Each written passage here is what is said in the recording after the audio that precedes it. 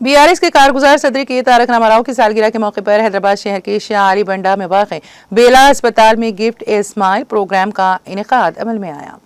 जिसमें BRS के senior कायदीन Mohammad Azam Ali मेहमान खुसूसी के अलावा श्रीकांत सलाउद्दीन लोधी ने शिरकत करके अस्पताल में शरीक मरीजों में गिफ्ट से तकसीम किया। इस मौके पर मोहम्मद इमरान, नवाब मुख्तार अली, इमरान खान के अलावा दीगर BRS कायदीन मौजूद थे।